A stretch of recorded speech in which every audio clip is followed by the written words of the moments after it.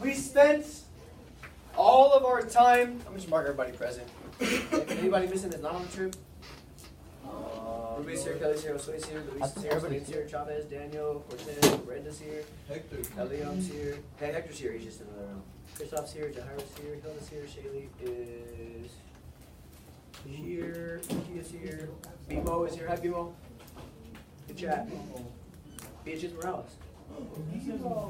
I love Bimo. She keeps it real. I like that. Whoa. That's what I've been calling her. So, we talked at length.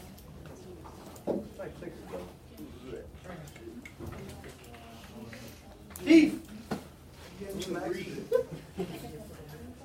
We talked at length on Monday about the civil rights movement and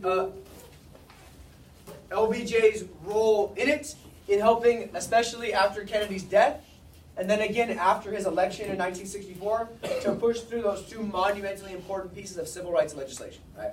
Arguably, or inarguably, the two most important bills or laws on civil rights since Reconstruction. The Civil Rights Act of 1964, which outlaws segregation in public places. The Voting Rights Act of 1965, which guarantees election rights via the 15th Amendment, helps register black voters, ends literacy tests, etc. So monumentally important.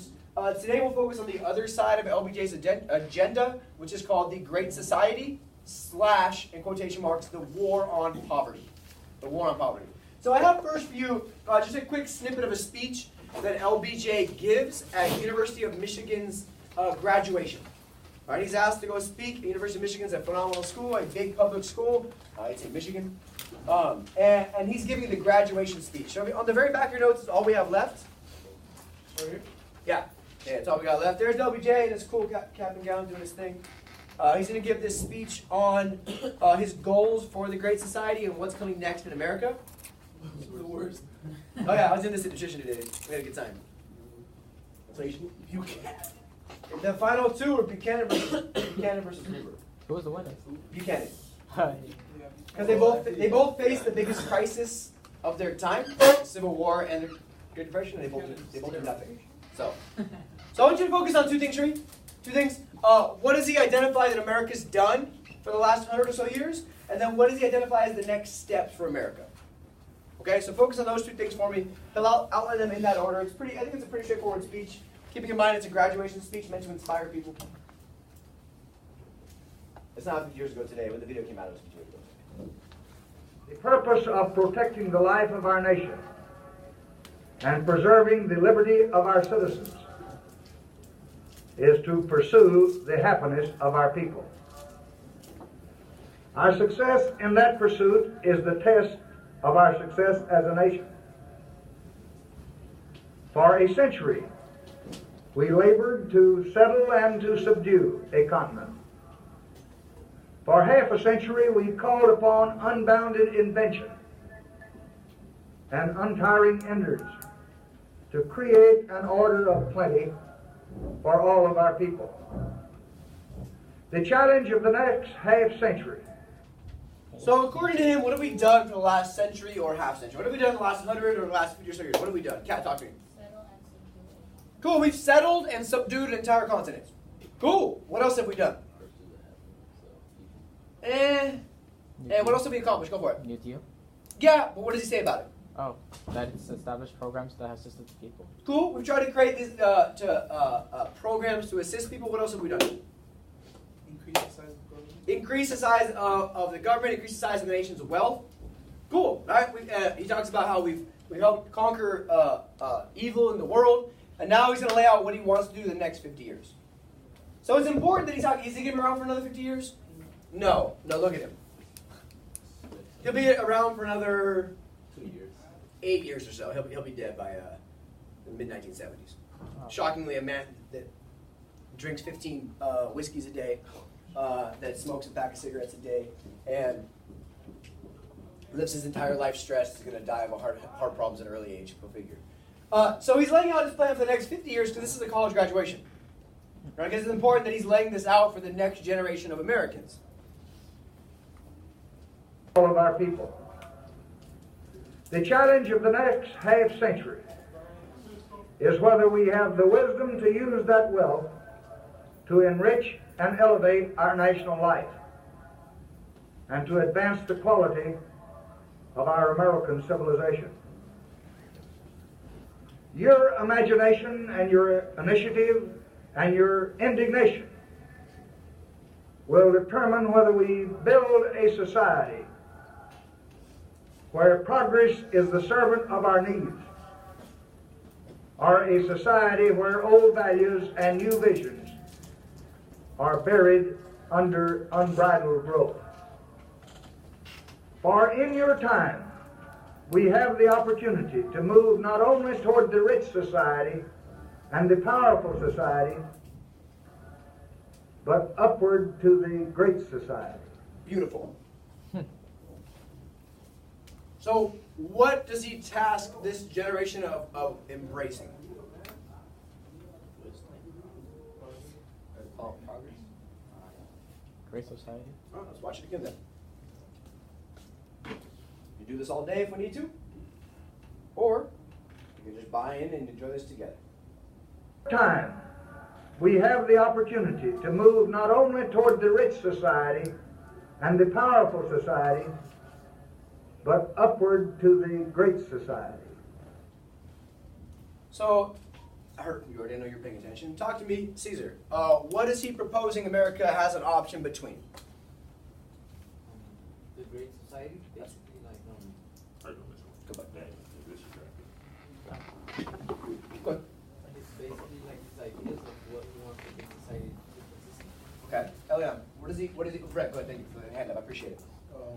Like going into the war against poverty, so increase the amount of wealth in the nation. Cool, so he says we've become a rich society, we've become a powerful society, so now it's up to us to figure out if we can become a great society.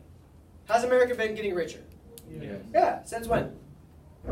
Really since the Gilded Age, right? If you look at post-Civil War America, we've been getting richer and richer and richer and richer with a slight, significant downturn for the 1930s and the Great Depression, but other than that, 1920s, richer. 1950s, 40s, World War II, richer. 50s, richer. 60s, we're doing great economically. Yeah. Have we gotten more powerful? Yeah, right? We're playing a key role in this post-World War II world. All right, it's us and the Soviet Union, the only two world powers left standing. So now his big point, which I think is very monumental, is, okay, now what are we going to do about it? We've gotten rich, check. We've gotten powerful, check. Now what? The great society rests on abundance and liberty for all. It demands an end to poverty and racial injustice, to which we're totally committed in our time.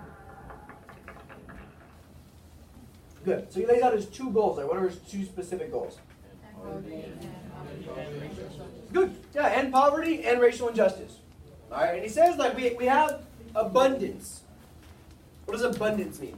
Yeah, we have a lot, right? We have enough. So what are we going to do with this enough?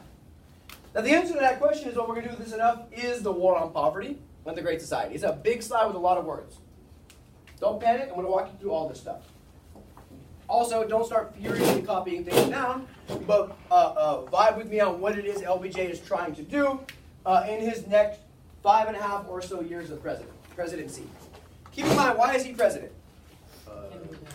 Yeah, so we have the year of JFK's presidency that he finishes out. What does he really accomplish in that year? Civil Rights Act. Bless you, Louise. So he pushes for the Civil Rights Act and the tax cut in that 1964 year. He waits until he's actually elected. 1964, he's elected by a little or a lot? Yeah, by a ton. Right? It's what we call a mandate election. Right? America has spoken that they want his policies. So he takes that as permission, so to speak, from the American public to embrace this Great Society War on Poverty program.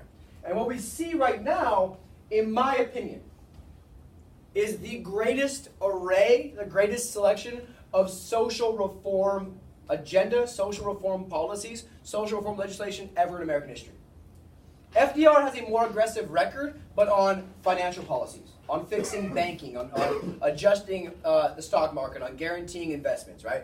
FDR does a ton of important things on trying to help the economy run, but in terms of social policy, benefiting social problems of Americans, there's nobody, in my opinion, that holds a candle to what LBJ does socially. So let's talk first about some of these programs that he's embracing. The first is this idea of a war on poverty. A war on poverty, right? What a concept of declaring war on a problem instead of war on another country. Now, with this war on poverty, we're going to see a couple things that are created. First is this idea of Economic Opportunity Act, which is passed, creating the Office of Economic Opportunity. It sounds bureaucratic. It is bureaucratic. But what it does is it creates the Job Corps. Now, the Job Corps is important because how many of you guys want to go to college? Raise your hands. Yeah, cool. How many of you think maybe you don't want to go to college? Who knows? How many of you have parents that did not go to college? Raise your hand. There we go. How many of your parents still have successful careers or jobs despite not going to college? Yeah, right? Because they found a vocation. Oh, you're so sway because I know his father. What did your dad do, Josue? He's an electrician. Right? Is that white collar or blue collar work? We talked about it in the 1950s. Right? Oh, you didn't come that day. I probably didn't watch the video either. It's blue collar work. Right? He doesn't work in an office on a computer doing management. He uses his hands to produce something.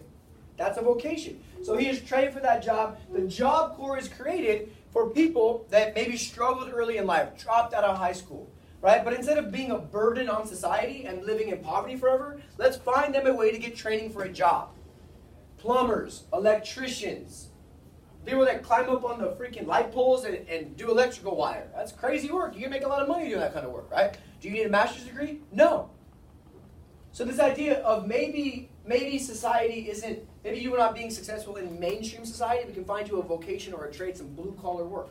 Right? We make a good argument. This is kind of like the frontier. Right? That kind of like safety valve type jobs, which is cool. Also important, for the first time in 1964, we create the Food Stamp Act.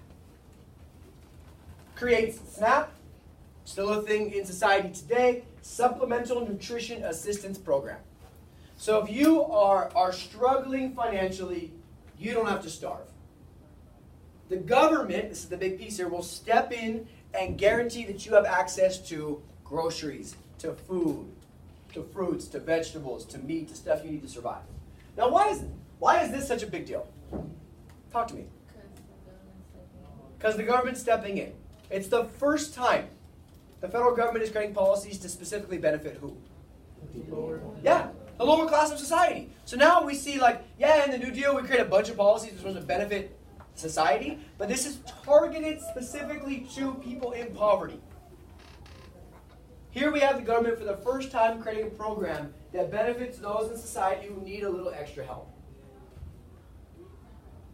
Of course, under his Great Society, we also see his civil rights legislation. The one I'll actually put with the Great Society is more so the voting rights, because that's what happens under his election, post-1964. The Voting Rights Act of 65, which prohibits literacy tests, prohibits racial discrimination in voting, allows for the federal government, here's your idea again, Kat, to step in and help with voter registration, which is cool, right? Win, win. Now, I consider one of the more underrated pieces, everybody talks about LBJ, war on poverty and civil rights.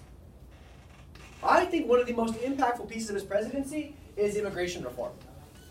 Under LBJ's presidency, we passed the Immigration Act of 1965, which finally gets rid of those racist quotas in the 1920s.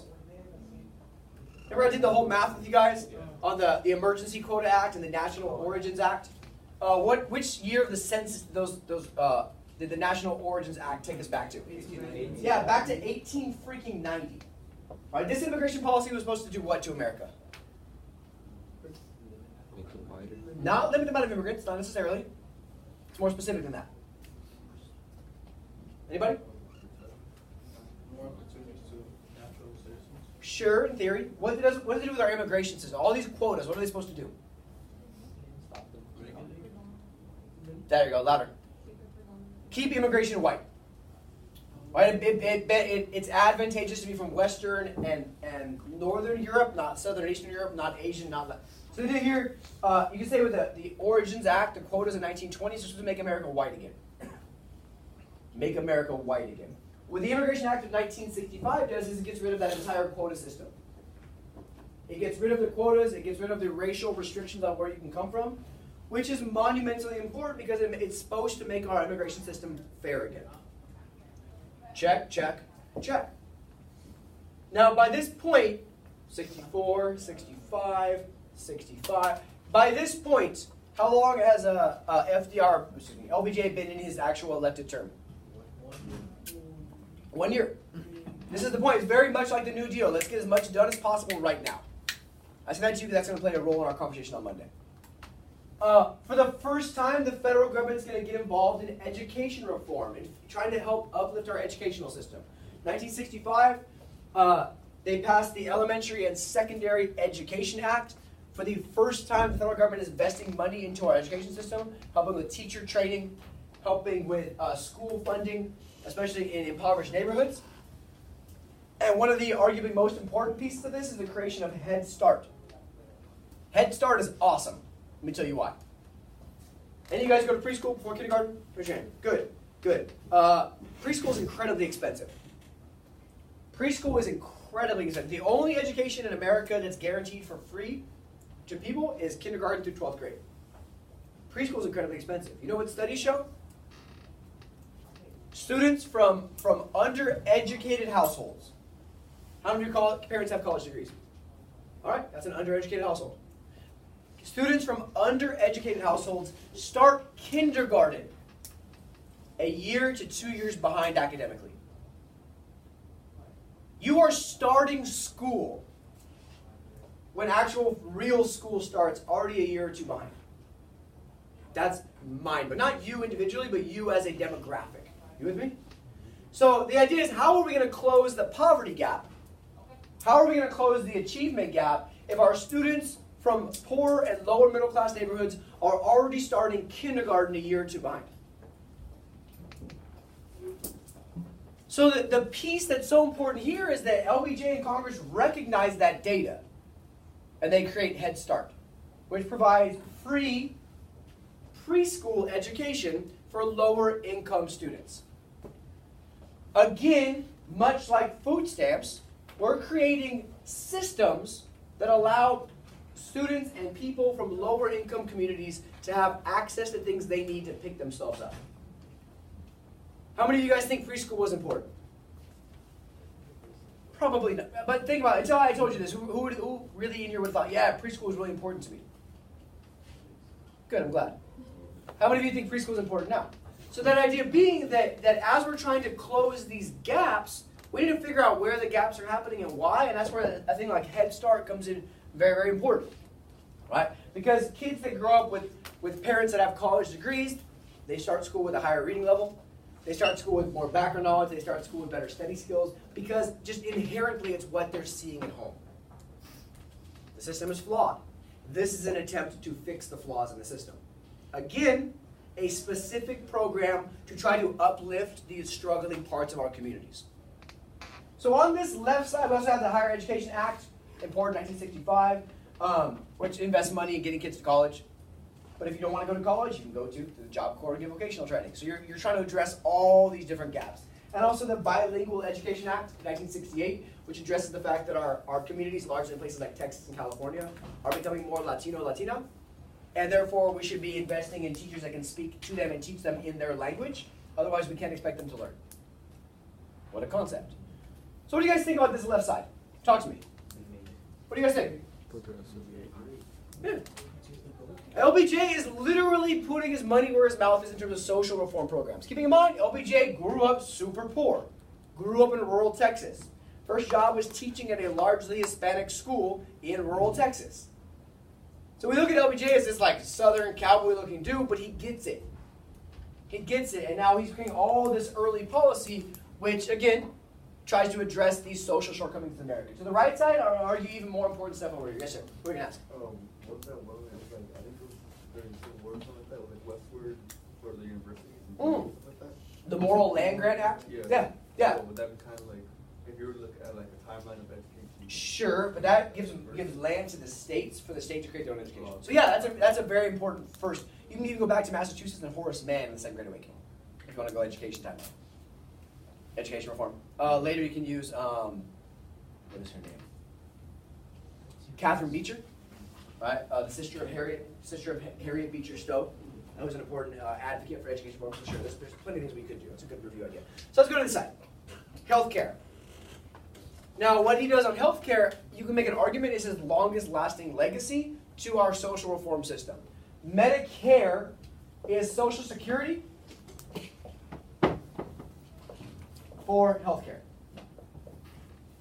In that if you are an old person, now you can get your Social Security check for income and you can get your Medicare for your healthcare.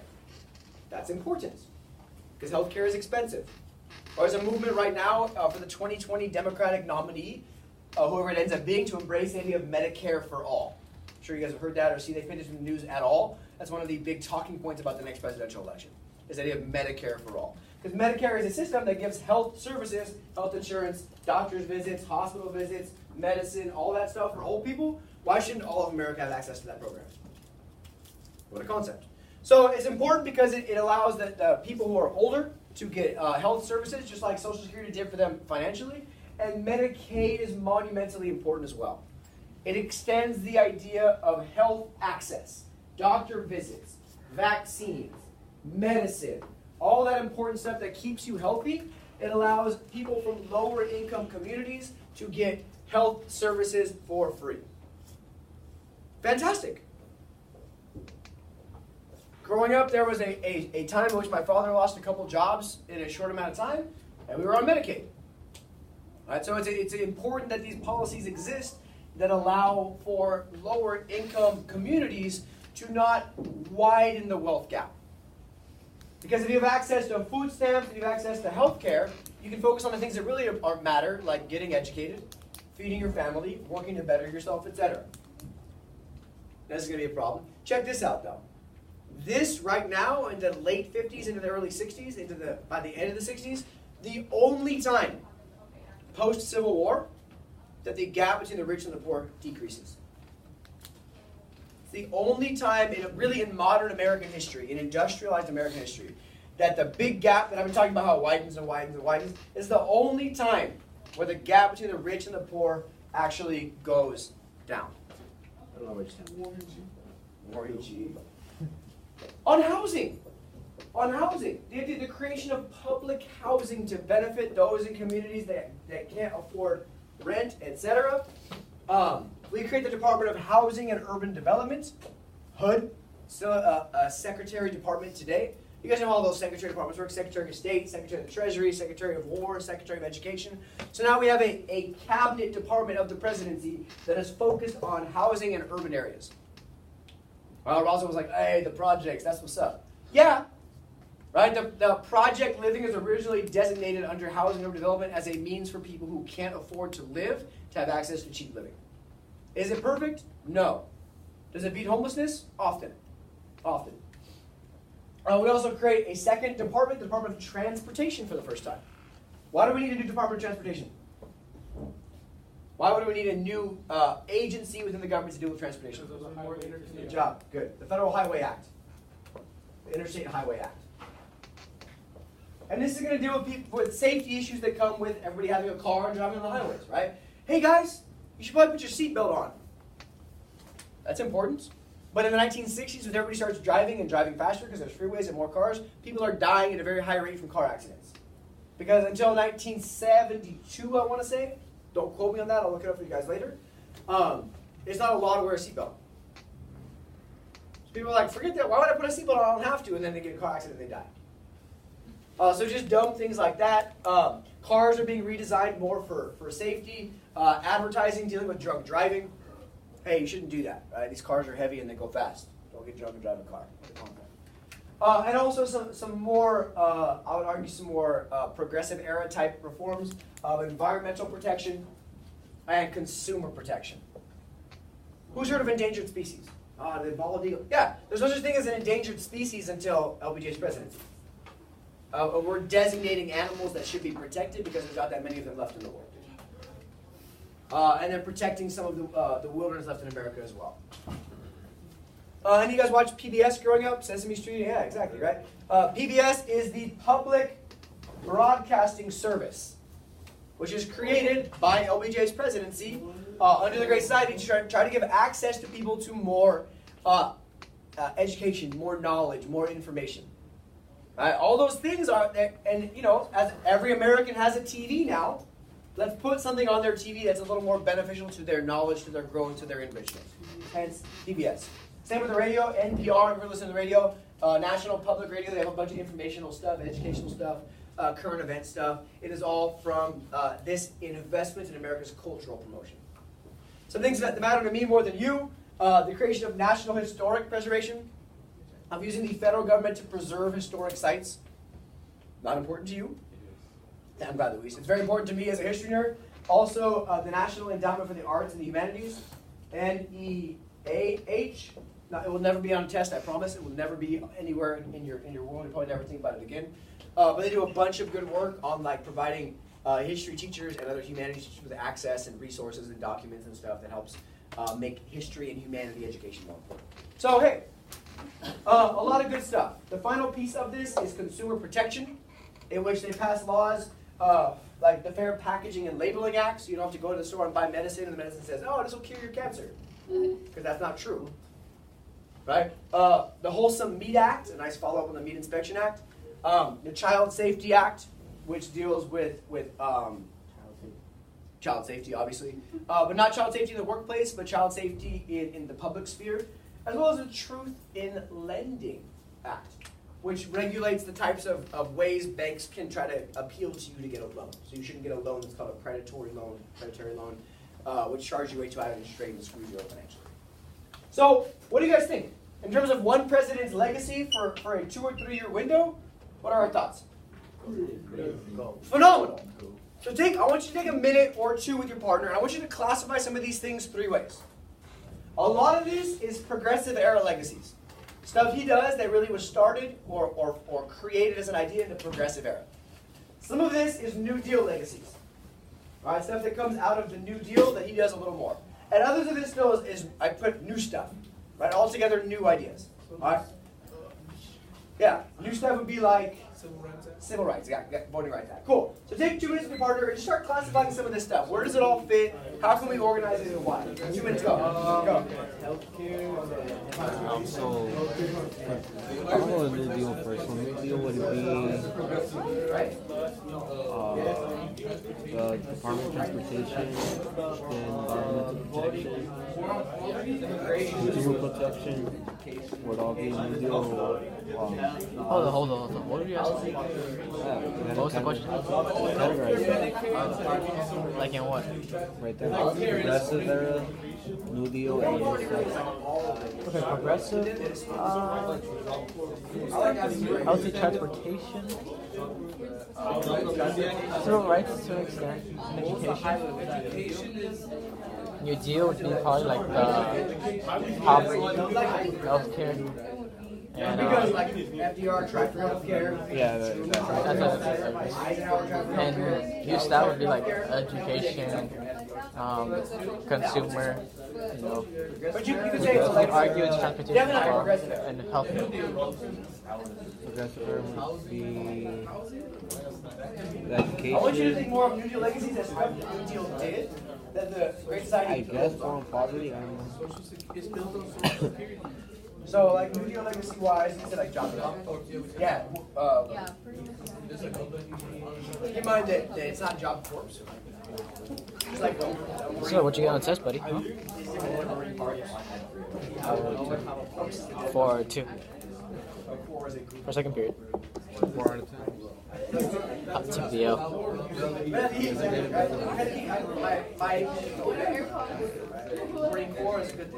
I smell poor. It's alright, we're good with the New Deal. the job corps. Yes. So, talk to me, please. I heard some really good conversation. Thank you. Sonny, what up here do you think is we consider legacies of the progressive era? I kind of said New Deal and Progressive Era would have similar things. Kind of. They're kind of different focuses, though. What do you think? I would say maybe the war on poverty, because I feel like it focused a lot on helping the people more. Did the Progressive Era ever try to do anything about poverty? No. Not with the federal government. Right? We see people, progressive activists like Jane Addams, Whole House. We see people try to address poverty, but not with the federal government. The big goals of the Progressive Era is more government in business, more regulation of business, more regulation of monopolies, and some other stuff, right? So you're not wrong necessarily, but I want you to focus specifically on, like, in this case, what are we using the government for, and what of it is continuation of what we did in the Progressive Era and the New Deal. So let me come back to you then. I see you, and I'm glad your hand's up. I'm calling you. What up here is something that we did in the Progressive Era that we're going to do a little more of? I would say maybe. Think back to those 3 C's.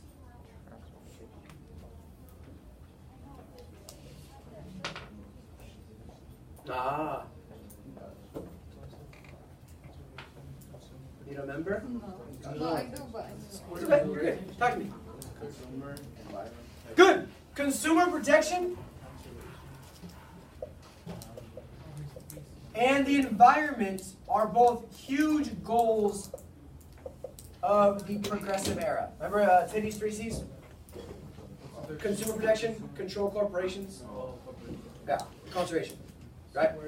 Yeah, so consumer protection, remember the Meat Inspection Act, the Pure Food and Drug Act, and now we have more consumer protection here. We talked about the creation of national forests, and now we have more environmental protection here. So both of those things are very, very strongly continuations of Progressive Era legacies. Does that ring a bell now? Good, good. Good. Chavez, what else up here would you consider a continuation of Progressive Era policies? You might say housing because of like settlement houses, but that's not the federal government, so.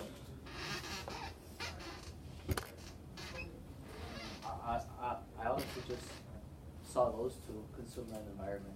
Okay, that's fair. That's fair. Talk about the New Deal. Elion, what up here is a continuation of New Deal legacies?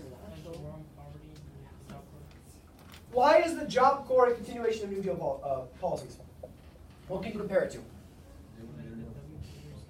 What? The WPA or CCC. Good. Those are 2 great examples. The Works Progress Administration or the Civilian Conservation Corps. And just getting people to work on jobs that are meaningful for the community. Good. Good. Nicely done. What else is the continuation of New Deal policies? Healthcare. Kind of. Kind of. Can we put healthcare here and here? Yeah. Yeah, because I would say, more than anything else, that Medicare is an expansion of New Deal policies because it follows the idea of Social Security. Medicaid is new because it specifically targets the chunk of society that can't have access to these things. Good, talk to me. I don't know if civil rights legislation would go there because Teddy, was it going to be desegregated? The armed forces industries. Yeah. So why don't we put civil rights as new stuff, but we can have a little verbal acknowledgement to FDR for desegregating the armed forces industries, those factories that are supporting the armed forces, right? If we look at civil rights, like it starts with that kind of idea, good job. It continues with Truman and desegregating the military and the federal government. It continues with Eisenhower, and you guys saw the video of Eisenhower setting the 101st Airborne to force school integration. It continues with Kennedy enforcing college integration, and then of course the big stuff happens under LBJ, right? This is one of the big things that I think is important to really get your head around in APUSH, is nothing happens in a bubble. But all of these things happen because of longer term developments. Good. What else up here is new or New Deal legacy? Christoph, what you got? What are you guys talking about? What's either a legacy of the New Deal that we did or more so new? For new stuff at least, what we put was cultural promotion. Good, yeah, that's new. There's some of that in the New Deal I didn't talk to you guys much about. There's some like hiring of painters and people in the New Deal, but sure. How about we're good. Doesn't public radios come from the hotlines, is it called, or not hotlines? The fireside chats? Oh, that's a good point. That's not a bad idea. The FDR first uses the radio. That too, because he can't drive. Sorry.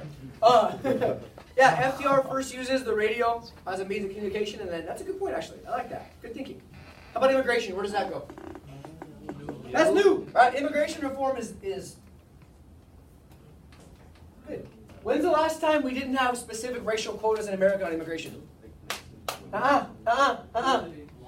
more specific. When's the last time we don't have specific racial limits on immigration?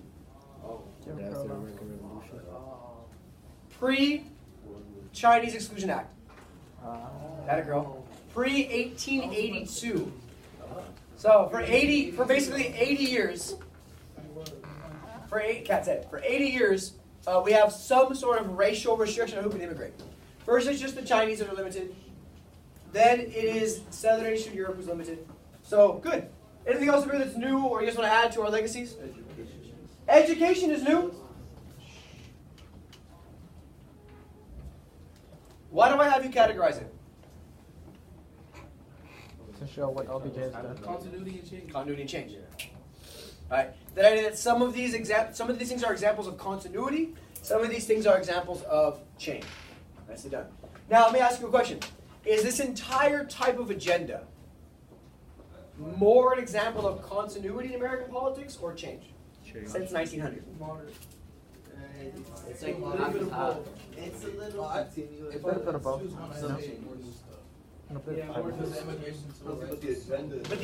But the idea of using the government. How long? Think about this. When do we really start having the size of the government increasing? The involvement of the government increase? Progressive era. Right. So if we were to chart this, right? Progressive era, we see what happened with the size of the government. Expand, good, and then 1920s. Drop. 1920s is like the new Gilded Age, right? Drop back to pro-business, deregulation. New Deal. Way up. World War II. Way up. 1950s. A little bit down. I would say either level or down a little bit. Good, good. And then the Great Society. There you go. Wow.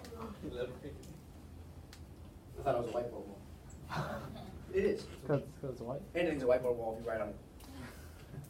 So yeah, you can make an argument that there is some change in what they're doing, but the big continuity that I want you to drive yourself home on is this idea that in the 1960s we're continuing this embrace of using the federal government's influence to solve our social problems. Yeah. Yeah. Good job, guys. Really good job. That's good. You guys did a good job on that. I hope that was helpful. So as of right now, on a scale of 1 to 10, how are we ranking LBJ? Number one. Oh, yeah. Number one. Yesterday you said FDR. I would say the top three. Yeah. So exactly, right? LBJ, like if we just in terms of what he does for civil rights, super important. LBJ, FDR. Like just in terms of civil rights, especially things that expand voting rights to everybody else, right? Like we gotta give LBJ just in civil rights. We gotta give him a lot of credit, and then we add in all this other stuff that we still see in our daily lives today.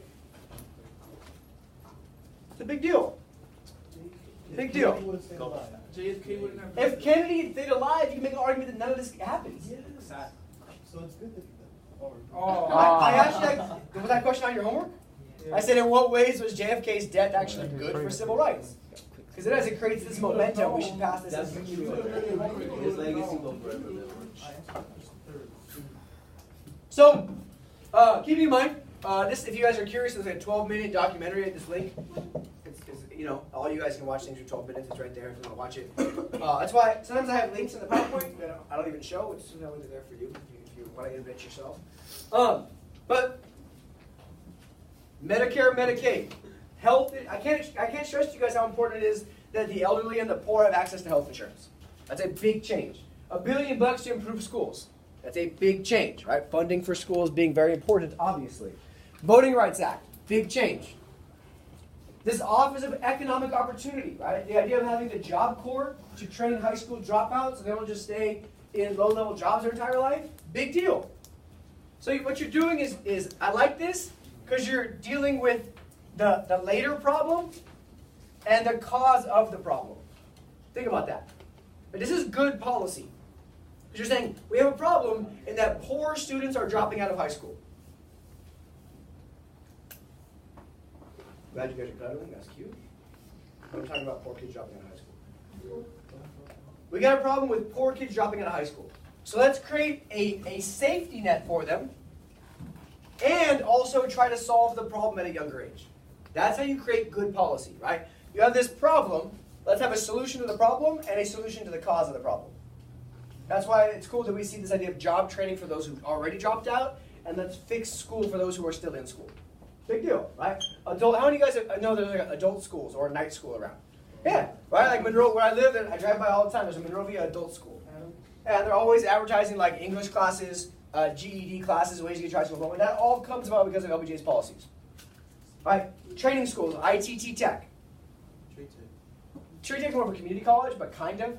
Right, but like ITT Tech, Bryman, those commercials you might see, that's like, so you can come and get like a nurse's assistant certificate, or or some mechanics classes, or like any of those things. All of that idea of different ways to get successful in America all come off of this idea of the war on poverty, right? As a result of these policies, by 1970, we have 10 million fewer people in poverty in America. Wow. That's a lot fewer people in poverty in America. That's a big deal. 1964, the U.S. has 35 million poor people. By 1970, it's 25 million. So you've cut it by a pretty significant percentage. Right? Medicare, Medicaid, housing, urban development. LBJ also appoints the first black cabinet secretary in U.S. history. Of course, they're in charge of housing in urban areas, because, such is life. Trump has one black person serving in his close government. It's Ben Carson. He isn't the Secretary of Housing and Urban Development. Go figure, right? I guess. So, but it's important that in terms of like social change, right? We talked about our first Secretary of State, Secretary of Treasury being Jefferson and Hamilton. These are important positions in American history, and for the first time, a black person is going to serve in the president's cabinet. LBJ also appoints the first black Supreme Court justice, as I talked about on Monday, right? Remember his name? Guys, it was 2 days ago. Come on, Brett, this is your time, bro. Thurgood Marshall. So take a minute with your partner. According to my data, I got federal poverty stats, Americans in poverty in 2010. Take a minute with your partner. Is the war on poverty successful, and if so, to what extent? Go for it. 1 minute. Go. Yes, because you wouldn't be here today.